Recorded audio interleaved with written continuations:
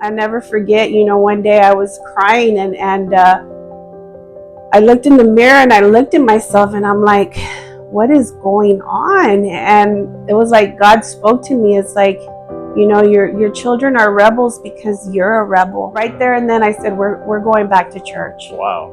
We're going back to church. And I that day it took all of me to go to church, to put my pride down. And I remember one day I was like going crazy with all these thoughts, because I had so much unforgiveness, so much bitterness, so much anger. And I drove to Miss Sally's. I was losing it. I said, Miss Sally, I don't know what to do. I said, my mind is just racing with all of these thoughts. Before that happened though, when I made the choice to forgive my husband and stay with him and not try to work out the marriage, because I went to pastor and pastor says, you can divorce him if you want. He says, because you have grounds for a divorce. He said, or you can forgive and you can work out your marriage and God will help you. You don't have to leave your husband. God can change your marriage. And I said, well, I think I want to do that. So I remember Miss Sally telling me also, she says, and this advice has carried me for the last, since my husband got saved. And I always tell women this because it helped me so much. Miss Sally told me, okay.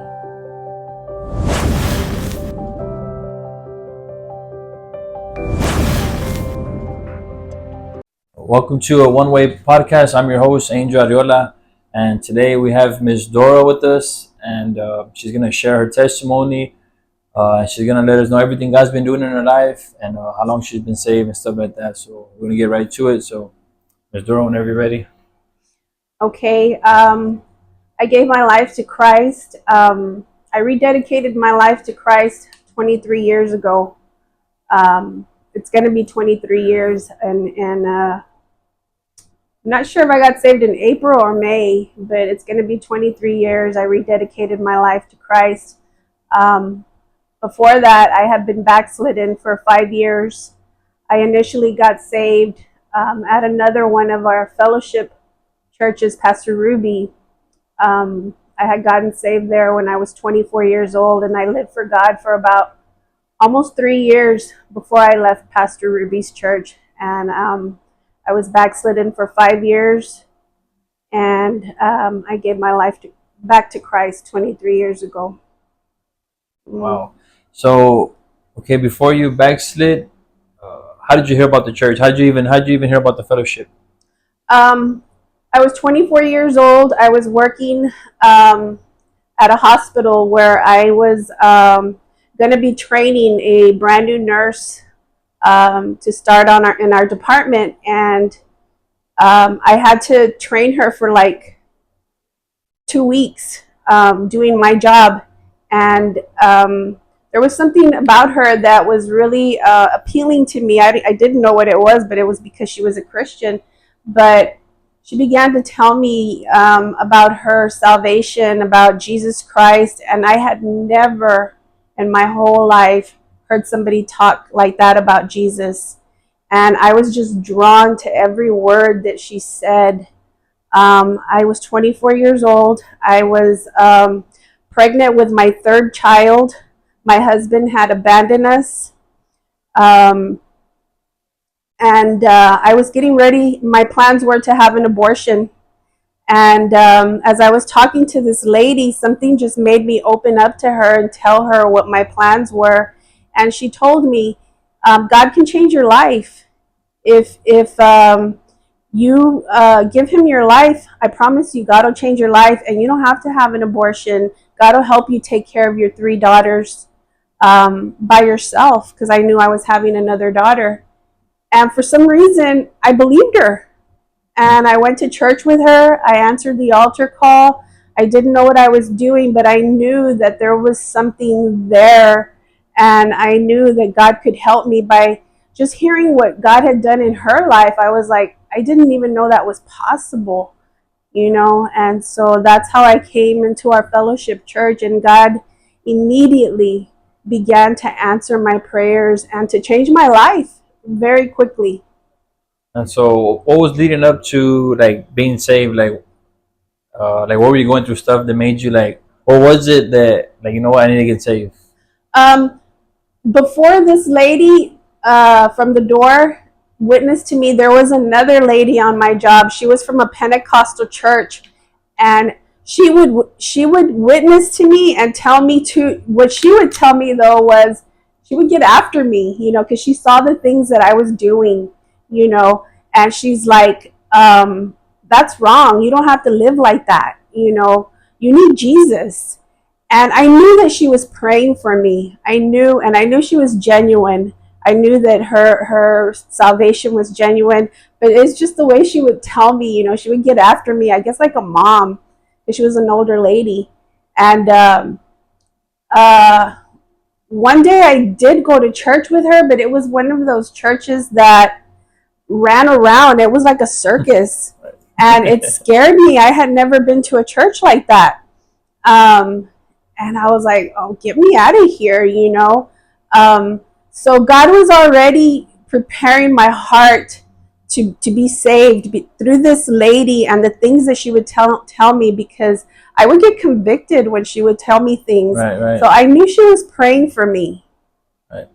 And so okay, and then you meet the lady at the hospital. You get saved at the door. I went to the door, yes. And then for you, like when you got saved, what can, like because you were saved what almost 3 years you said. Yes, I left. I think I was there 2 years and like 9 months Right. when I left. And Yeah. so like, what do you think were some things that led you to like backsliding? Like what were I doors knew open? exactly what led me to backsliding.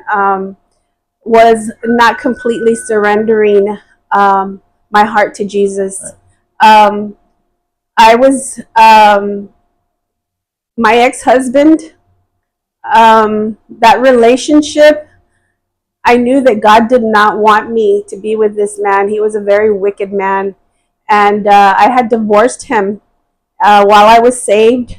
God had made a way for me to get a free divorce and to get away from him because he was so wicked. But I would not surrender that relationship completely to God, and I left the door open.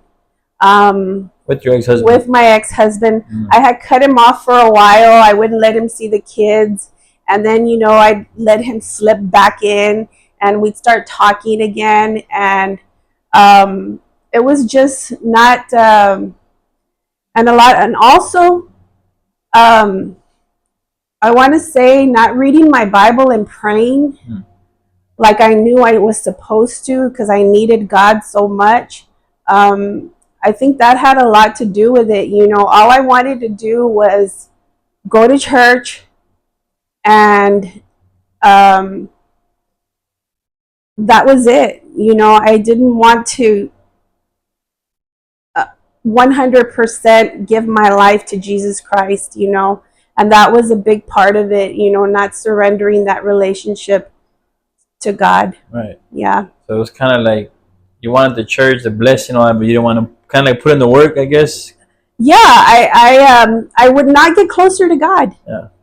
I only went so far, and this is good for me. And I knew that God was real because, like I said, He was answering prayers for me.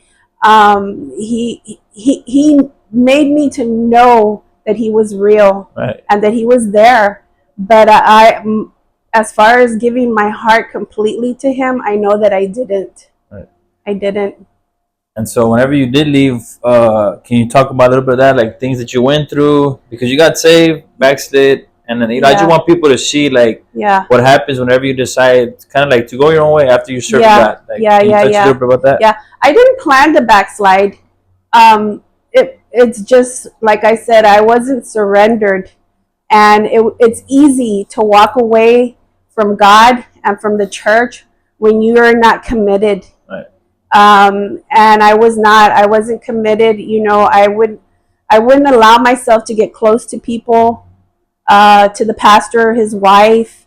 I only went so far. So, sure enough, you're a single mom, you're struggling, you get lonely, and the only man you've ever known your whole life is my ex-husband. I missed him, and the kids missed him. So, sure enough, that opportunity came like it always did, whenever he, felt like, seeing the kids or whatever, he'd start calling or bugging me. And so it was the perfect opportunity, for me to allow him to come back into my life, and just that desire, to be, I still he still felt like he was my husband, the children of my father. So to be with him, with my kids, like a family, it felt nice, but I knew it wasn't right. I knew it wasn't right. It felt nice, because of your flesh, and you're lonely. But I knew that this man was not for me, that he wanted nothing to do with God, and that I was walking away from God. People started calling me because I started missing church, and I wouldn't answer their calls because it's like, what am I going to say? Yeah. I'm messing around again with my ex-husband. Right, right. It's like, what?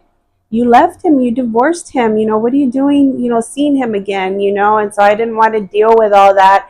And so I didn't go back. Right. Yeah. And so you were away from God for 5 years, and then how did you come around back to the fellowship? Like things that were going on in your life. Oh, yeah. When you walk away from God, nothing good comes. Nothing. You're just waiting. I was just waiting. It's like, wait for hell to break loose. And sure enough, it did. During those 5 years, I met another man. Of course, nothing worked out with my ex-husband because he was a womanizer. He never stuck to one woman. And that didn't work out. So, just being out there, going out and drinking and being in the clubs and the bars and stuff, I met another man and started dating him and just got married, just for the heck of it, let's get married, maybe something will work out of this. I don't know. Maybe it will, maybe it won't. And my daughters were turning into teenagers. They were preteens, and all hell started to break loose with my children. Drugs and problems in school. My oldest daughter, was wanting to hurt herself, and just crazy things, and I was like over my head. I was literally losing my mind because it was like the school was calling every day. Sometimes I didn't know where my kids were. I couldn't find them. I didn't know where they were. And I knew that everything that was happening was because I walked away from God. Right. I knew it. I had no doubt. And I never forget, one day I was crying and I looked in the mirror and I looked at myself and I'm like, what is going on? And it was like God spoke to me. It's like, your children are rebels because you're a rebel. And I knew that was God. Wow. And then shortly after that, I was having like a nervous breakdown, and it was in front of my 7-year-old daughter. And again, God spoke to me through her because she's like, Mom, what is wrong with you? What's going on? I picked her up from school and I was like having a meltdown, and she freaked out and she yelled and she's like, Mom, we need to go back to church. She's like, I miss worshiping God. I'll never forget it. I'll never forget that she told me that. And when she spoke those words, it was like God came down from heaven and spoke directly to me, because when she said that, it was like I stopped crying and I was like, you know what? That's what we need to do. And that was one day during the week. I don't know if it was a Sunday or a Wednesday that was next, but I right there and then I said, we're going back to church. Wow.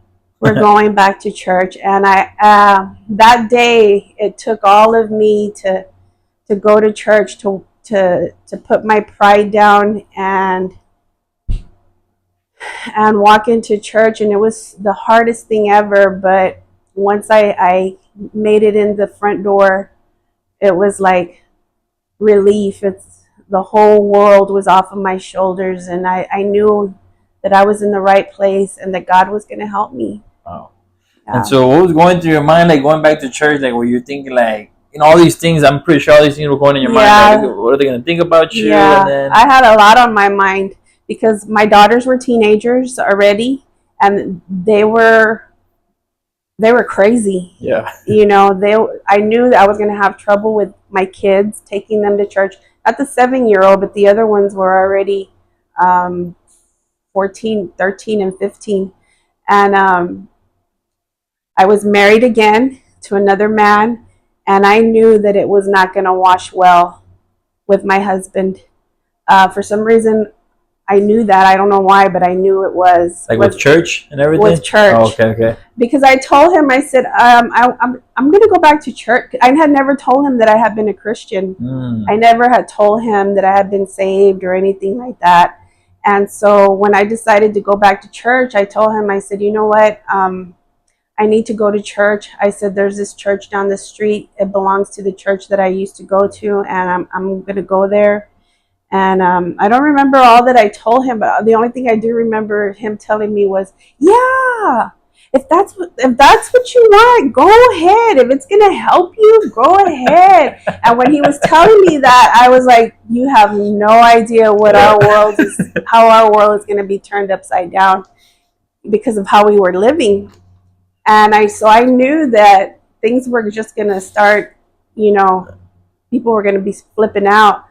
And then I didn't know I didn't know who the pastor was, but I didn't know if that pastor was going to let me stay there and serve God, or he was going to send me back to Pastor Ruby's church. But at that time, I was like, I don't care. I just know that I need God. Right. I need God because he's the answer. And so, yeah, when I walked in and I went to the altar, and I made up my mind that day that I was never going to turn back again. I said, God, if you will forgive me, God, if you will help me, I'll serve you for the rest of my life. If I lose my marriage, my husband, if I lose my children, if nobody wants to live for you, God, I'm going to live for you no matter what happens. Man.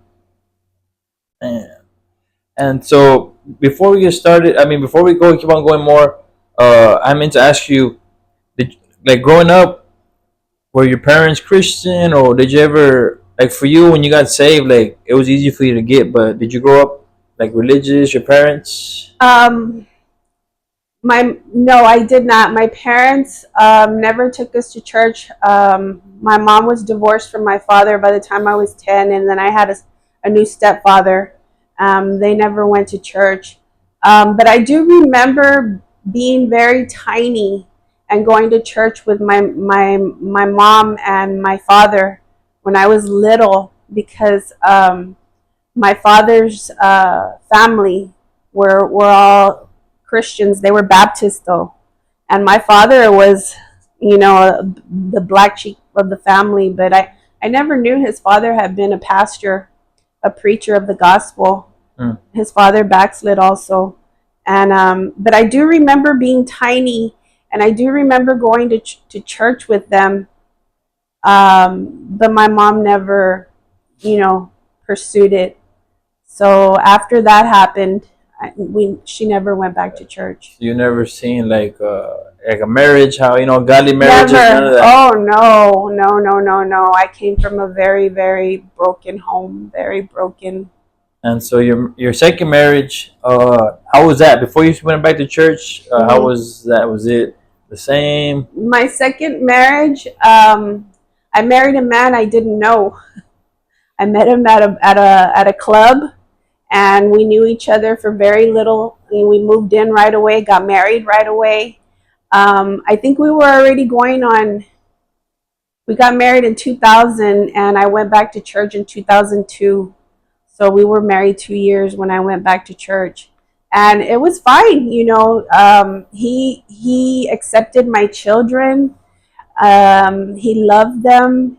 he said, I'll help you whatever you need, and to me that was wonderful because I had never had a man help me do anything. He paid the bills, and he helped me pay the bills, and he was there.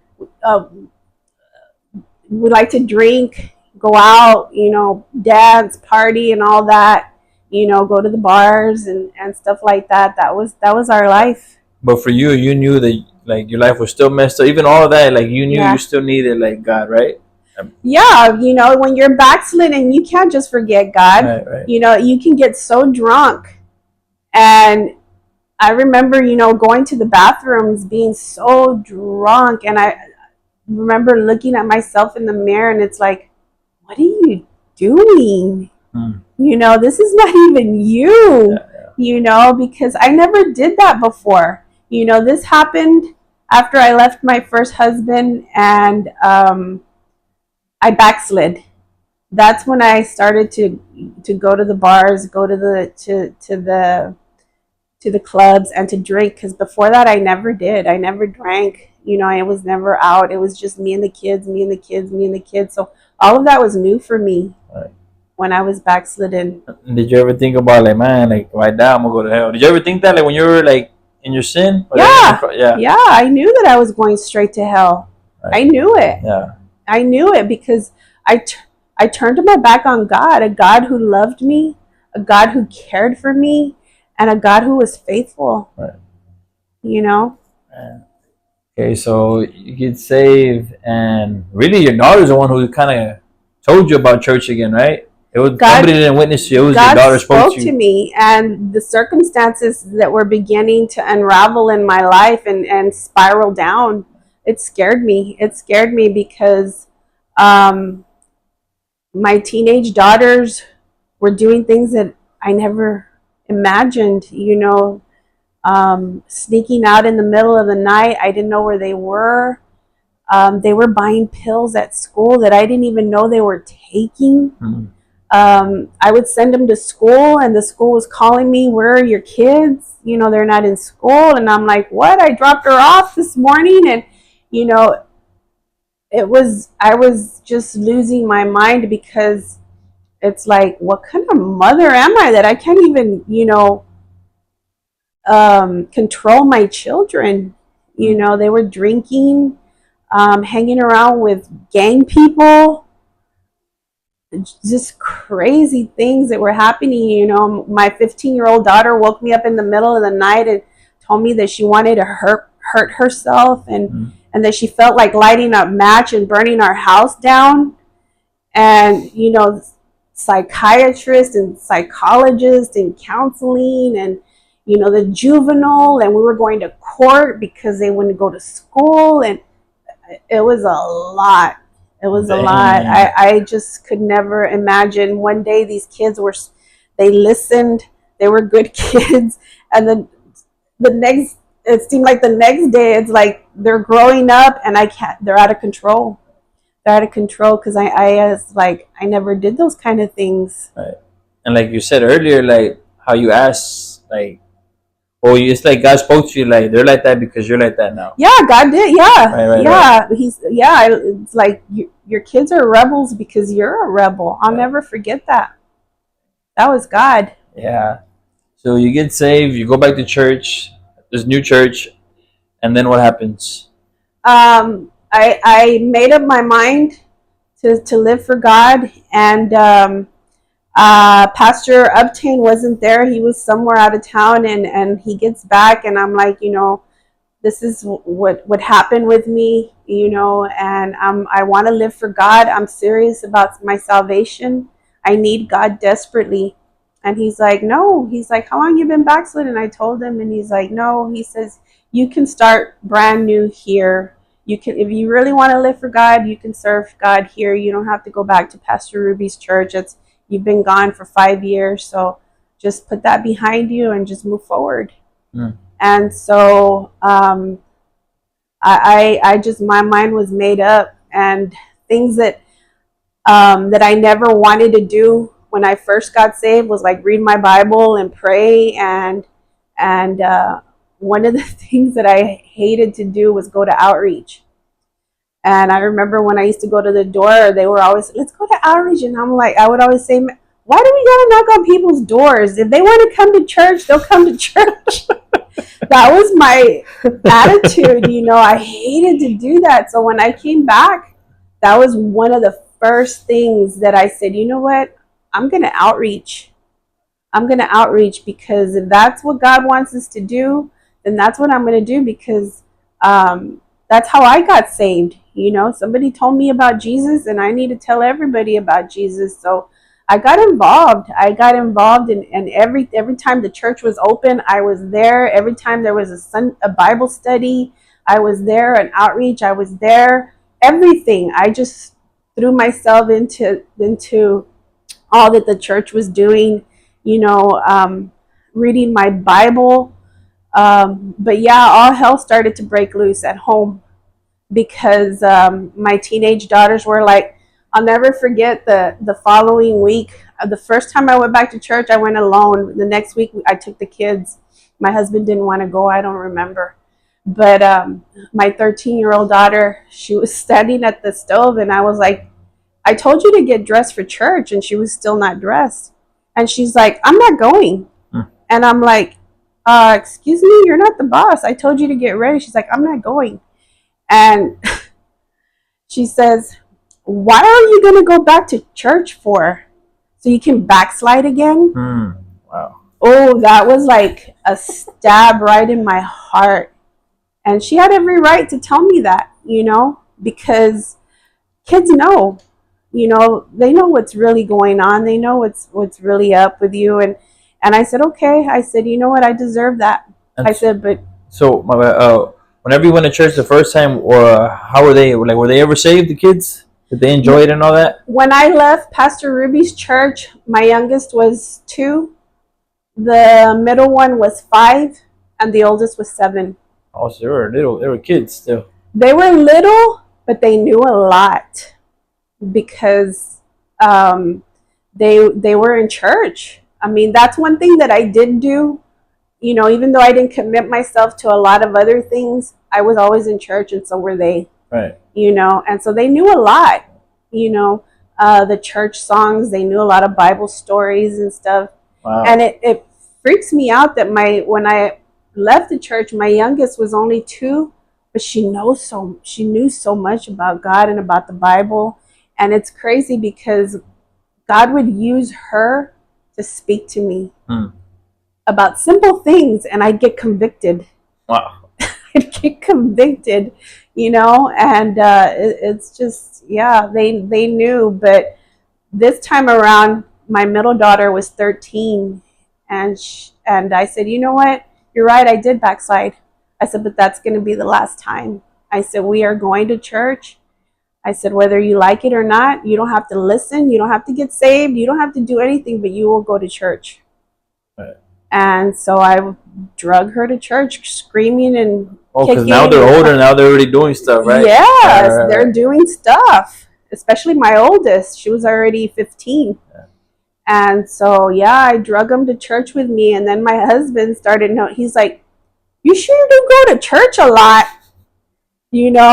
And I'm like, yeah, I like it, What was going on with him? How did his view about the church and everything? Because at first you said, yeah, go ahead. If it works for you, go. Yeah. And then what happened after that? And so I don't know if it was his work schedule or what, but a lot of times he wouldn't go with me. And finally one day he did go with me, and he hated it, because he was raised Catholic, and was he like a practicing Catholic, or just Catholic like everybody else? Just Catholic like everybody else. But he did his communion and his confirmation, and his first marriage, he got married in the Catholic Church. Okay.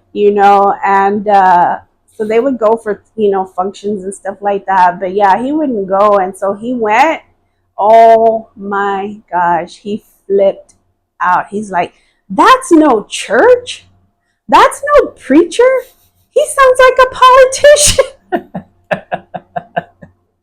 He didn't even stay. He left. He got up. He walked out, because we used to live down the street a few blocks, and it was pouring, thundering, lightning, and everything. He walked home. And when I got home, he said, don't ever invite me to that church ever again. Wow. I will never go back to that church. Wow. And I said, okay. I said, you don't have to, but I am, because I need God. I said, and if I don't stay saved, we will never, ever have a marriage. And so you get saved, and now God's doing things right in your life, right? Yeah. You get saved. You're starting to come to church. Yeah. How was it? You and your relationship with you and your husband. How was that? Him not coming to church. How did that affect you? Or you were just excited to come to church? How was that? I was loving it. I was excited to go to church because God was changing my heart, Right. and I was so happy to finally be able to not have to handle or hold the whole world on my shoulders by myself, because God was helping me. You know, I knew that He was going to help me. But with my kids and my husband, everything was starting to get crazy. You know, the kids were getting worse. You know, I was having to go to court, you know, for this and for that.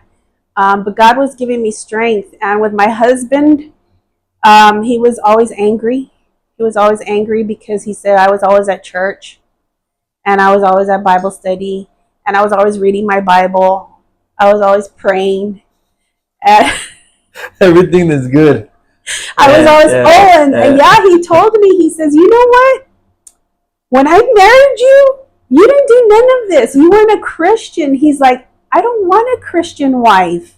I want what you used to be when we got married. You know, I was boring. I didn't want to go out anymore. I didn't want to go to the bars. I didn't want to drink.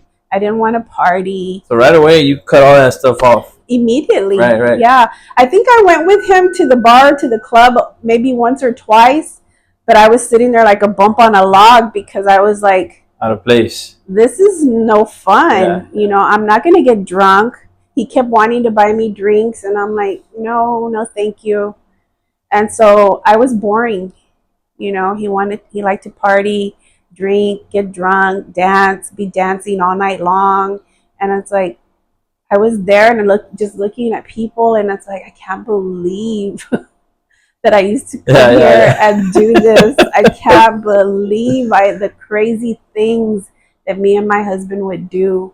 I was like embarrassed. I was like, no. And then finally I just had to tell him, no, this is not what God wants for me. This is not the life that God wants for me. I'm sorry. Right. And so he was very, very angry. Right. Angry. Yeah, and I'm asking because a lot of times there's a bunch of, you know, you have relationships where one of the spouses is saved, and so it's kind of like I want people to see that even though your spouse is not saved, you could still serve God, and you don't have to just get a divorce. Yeah. So you know, and so how long was it before he started? Because now he's saved, but how long was that before he started coming to church?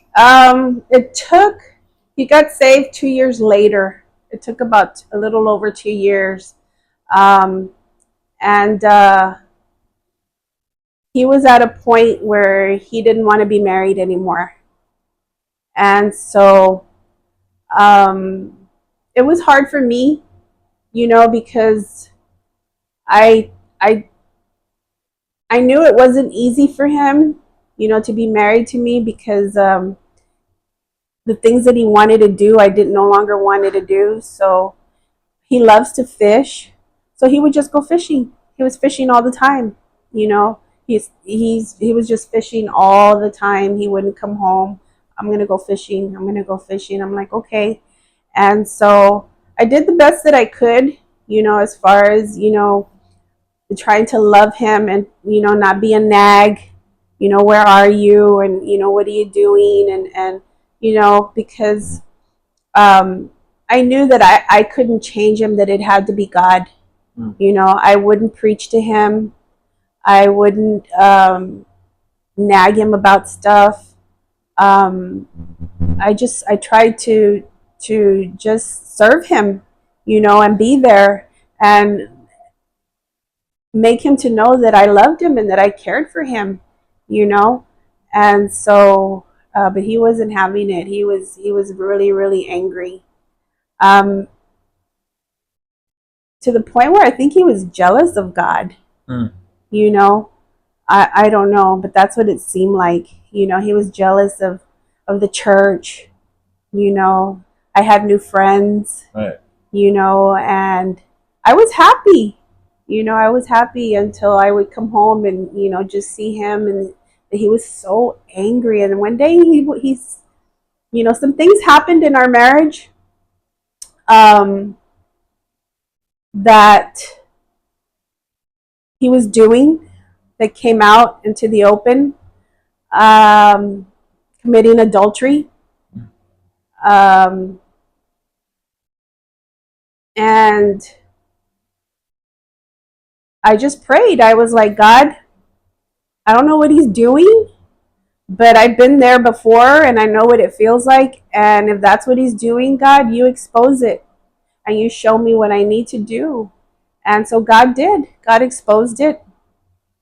And I told him, I said, you know, God didn't save me so that I could be married to an unfaithful man that doesn't love me. I said, so you figure out what you want to do and let me know. Mm. Because I will not be married to an unfaithful man. If you can't be faithful, then you need to figure out what you're going to do. And so he told me he wanted a divorce, that he wanted a divorce, and that he would find a lawyer, and that would be the next step. I said, well, that's not what I want. I said, but I can't change you, and you don't want God, so I don't know how else to help you, you know? And so I just prayed. I said, God, save him or get him out of my life. Mm. Save him or get him out of my life. And I remember one day crying, you know, crying out to God, you know, because I knew what was going on. And I said, God, you see what he's doing? I'm trying to live for you. I want to do what's right. And God spoke to me and said, this is what God said. He said, I'm going to save your husband. Don't worry about him changing. You change yourself. And I felt like a slap in the face. And I'm like, God, you see what he's doing? I'm saved. Yeah. I said, God, I'm saved. I don't get it. Yeah. And so I kept thinking about it. I'm like, don't worry about him changing. Worry about changing yourself. So then I had to get down to the nitty gritty and confront some things in my own heart and in my own life. It's like, okay, what do I need to change, God? Because I don't know what I need to change. You have to help me because I don't know. And so God was faithful to his word. Mm. You know, I expected my husband to divorce me, and I expected to be single and living for God, because I said, God, no matter what happens, I'm going to live for you. If this man leaves me, I'm going to live for you. I have no other route. You are all I have. And so I know that you're going to help me. And I knew God was going to help me. I wasn't scared to be single. I wasn't scared to be divorced. I was angry.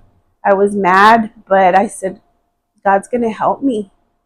And so I told Pastor, and it was so awesome because Pastor and Miss Sally, you know, they helped me so much through everything that, you know, I went through with my kids and my husband, you know, the counsel and the encouragement that they gave me and the advice that they gave me, even though a lot of times I didn't understand their advice, but I knew that through them, God was helping me.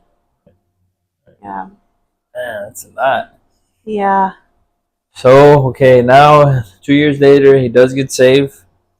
And tell us about that. Now your relationship with God, but also your relationship with your husband. How did it come around where he gets saved? Okay. He came and he said that that he knew he was wrong and that he didn't know how to change. That's how he had always lived his life. Right. And I was like, wow, I never knew that. Right. I never knew that's the kind of man he was. And And so he said, that's how I've always been. He says, and I don't know how to change, but I'm willing to give God my life so he can change me. And so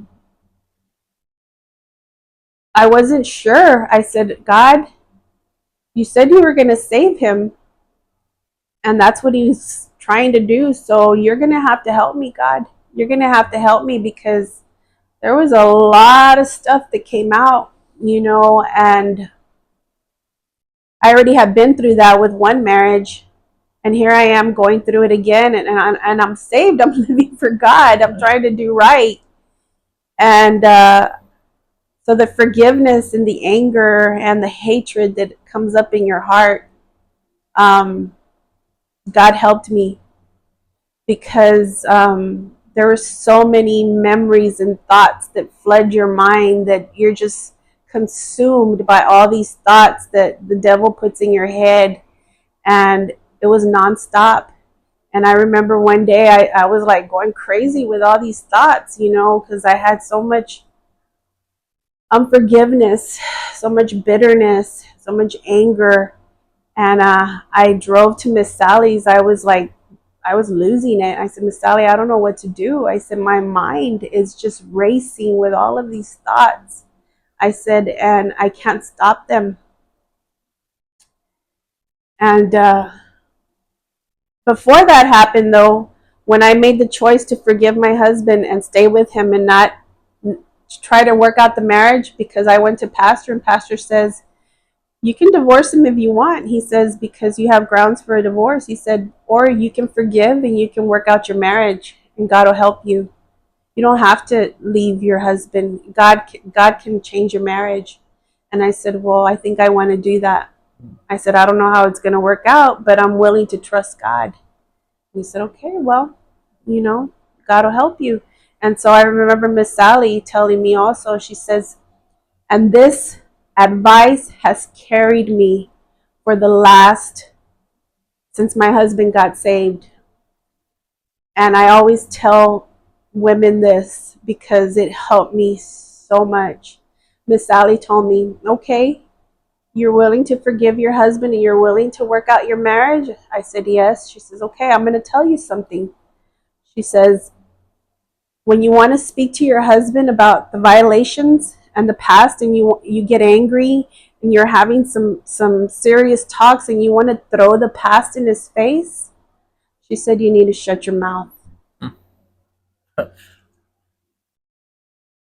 And I was like, okay. And she's like, no, I'm serious. She says, because it's going to want to come out of your mouth. You're going to want to tell him, well, you did this, and you said this, and you this, and you that. She says, and if you want to work out your marriage, you can't. You're going to have to forget the past and never speak about it again. And I said, well, I don't know how I'm going to do that, but I'm going to have to trust God to help me. And so those words have to this day saved my marriage. Right. Because you know what, Angel? I followed her advice with God's help, prayer. I've never thrown those things in my husband's face. We've never spoken about it. We forgave each other, and we've never spoken about it again. Wow. But after that, like I said, I had a moment where my mind was just, I was having so many mind battles, and I remember going to her again, and she said, you don't have to be thinking about those things. And I'm like, Miss Sally, but they just come in my head. It's not like I asked for it. They just like, pop, they're there. She says, you know what? You can forget about it. You don't have to think about it. You don't have to go there. You don't have to continue to dwell on stuff. And she says, do you remember when Pastor said you can control your mind? And Pastor had a while back talked about, preached about controlling your mind. And she reminded me about it. She says, close your eyes. I want you to think about something. And She says, did you see the picture in your mind? I said, yes. She says, okay, you can choose to think about other things. You can stop it right there, nip it in the butt, and not think about those things anymore. So from that day forward, I began to choose to not dwell on things, to dwell on other things, because my husband was really trying. He was really trying to earn my love, to earn my respect, and he deserved it. And so through prayer and not dwelling on those thoughts, God did a miracle, and he delivered me from those mind battles. Mm-hmm. Yeah, man. That's a lot, Miss Dora. Amen to that. Yeah, it's a miracle. Yeah. It is. Right. And God can do that for anybody. Right. And I always tell people, you know what? Yeah, we have mind battles. Yeah, we deal with unforgiveness and bitterness and hatred. But if you will choose to forgive and choose the will of God, God can do a miracle. And he did that in my marriage. You know, it's crazy because you're saying all this, right? You're sharing all this, but me or anybody, we see y'all and it's like we don't even get that. We don't. I mean, when I look at you and Mr. Gibby, it's like you're happy. It's like you're. Yeah. Like I don't even think about that, and of course we won't know, right? Obviously until you tell your testimony, but like looking out, nobody will know that y'all going through that. But like you're saying, it's all God. That y'all have a relationship like that, the way y'all are at home. Because I know you've had me and my wife over, and it's just like the way y'all are, like y'all hospitable. Am I saying the word right? Hospitable. Yeah. Mm-hmm. And so it's like you don't even see that, but really it's all God. God doing that with the relationship with y'all, and it's kind of like He does use y'all to make impact in people's lives. So that's pretty cool. Okay, so he's saved now, and what about your children? My children are our children are all grown. I have 3 daughters with my first marriage, and he has a son. They're all grown. They've all come into the church at different times and received salvation, but they've never stuck it out. Right. They've never stuck it out. And I don't know why, because they have seen me and my husband be faithful to each other, because they saw all this too in our marriage. Right. And they saw God do miracles in our marriage. And they see us be faithful to each other and to God. And why they won't come and surrender their lives to Jesus is beyond me. I don't know. Yeah. Continue praying for them, right? Yeah. That's all you can do. Yeah. Talk about a little bit about. So you say you've been saved 23 years. This year will be 23. Yes. Oh. Mm-hmm. What are some things that you will say for people who have been saved for a couple years? What are some things that you have to say, like, this is what you do to make it this far? What have you done?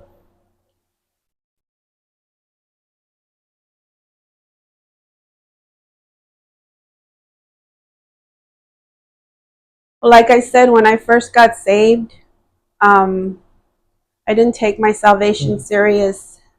I didn't take the kingdom of God serious. And it wasn't until I saw God take me back after I was unfaithful to Him and watched Him, put my life back together, my heart back together, my marriage back together. It's like, man, how could you not want to serve a God that loves you so much, that's willing to forgive the worst thing ever, unfaithfulness? I don't know, to me, being unfaithful, that's wicked, because I was, to me, basically abandoned as a child. My parents were not faithful as parents to be the parents they were supposed to be. I was violated by family members that should never do things that they do to children. Abandoned by my first husband, his unfaithfulness, even abandoned by my children, you know. And so for God to take you back after you've been unfaithful and to forgive you and to still love you, to me, that still blows my mind away. It's like, because I don't deserve it. I don't deserve it. And so it's a lifestyle to this day, even being saved this long, as old as I am, still surrendering. Right. Still surrendering. It's like, God, I love you. I surrender, my will. I think even more now. Right. Surrendering, falling in love with Jesus, the one who gave himself for you. I never knew what love was because, like I said, nobody ever loved me. Nobody. But Jesus did. Right. And that blows my mind away. And so I give him my brokenness, and still I have brokenness still because I'm still not perfect. My life is still not everything I wished it would be. My family, and my heart still breaks. And so I give it to Jesus, and I surrender, and I want him more than anything. What can you say are some things that you want God to do in your life, or you want to see God do in the future? Your marriage, for your children, or just in general? What are some things you want to see, or even things He's doing in your life now? Well, yeah, I mean, the ultimate thing would be to save our children and our grandchildren. We have 7 grandkids that they're all grown too. They're all adults except for 2 or 3 of them that are still underage, to save our family. But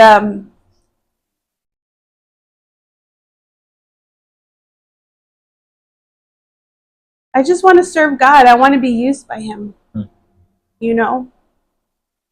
Me and my husband together, that do something for him. It doesn't have to be, preaching or, be going out. And then, no, just that our lives would glorify him and that people would see Jesus in us, in our home, our marriage, that God would be glorified, that we could help people live for God.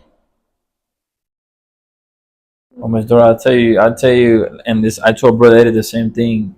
He's made impact, him and his family, and you and Mr. Gibby have made impact in my life.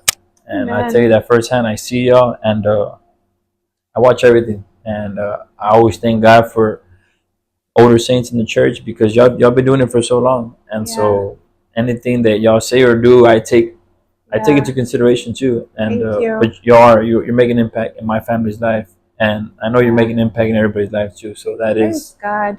It's good. Yeah. Well, I'm grateful to be here, sharing my testimony. I was thinking, because a lot of times we're the oldest in our church. We have a young church, and sometimes you feel kind of, like, what can I do? We're old. Right. These people, they're all fresh, they're all young, and we're getting old. We're getting older. I'm not old. We're just getting older, but we're the oldest in the church, and so it's an honor. It is an honor and a privilege to be sitting here sharing my testimony with you, in this ministry that God is giving you. It's awesome. I love it.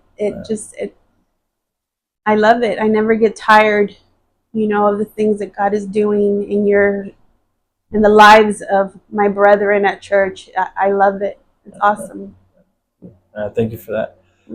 Before we go, if you could just leave a few words of encouragement to anybody, and it goes for everybody, but mainly like women, single mothers, or whatever it is, whether they're married, but women who are going through the same thing you've gone through or going through right now. Some words you'll leave them, some words of encouragement. What would you say to them? I would say to every young woman, middle age, older woman, married, not married, because I've been in all of those places. If you will learn how to put God first, if you will learn that and you will practice it and you will ask God to help you, because if you ask God for anything and it's His will, He'll help you. And if you will just put Him first and you will do everything that you can to know God, to draw close to Him, to seek Him, to learn how to love Him the way He loves you, and you can do anything. You can do anything, because I have had to learn that through the years, putting God first, putting Him before myself, putting Him before my husband, putting Him before my children, putting Him before my job. And God has blessed me. He has blessed me. And, just getting close to Him through prayer and reading the Word of God, if you will do that, man, He'll blow your socks off, because that's how you get revelation. That's how God will reveal His love, His power, His grace, His mercy. He'll reveal those things to you, and you're like, wow, God, you're awesome.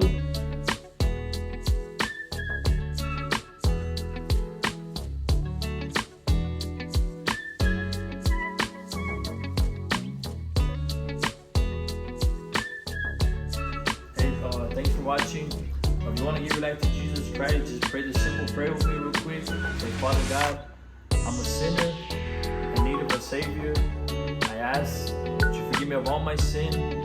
Come into my heart and be my Lord and Savior. I believe you died on the cross and rose the third day. Thank you for forgiving me of all my sin. If you prayed that prayer and you need a church to go to, that number on the bottom of the screen, come in contact with us, and we'll help you find a local church to go to and start living for God. Thank you. Got 2 lanes on the one way. Got 2 lanes on the one way. Got 2 lanes on the one way. Heaven or hell coming someday. Listen to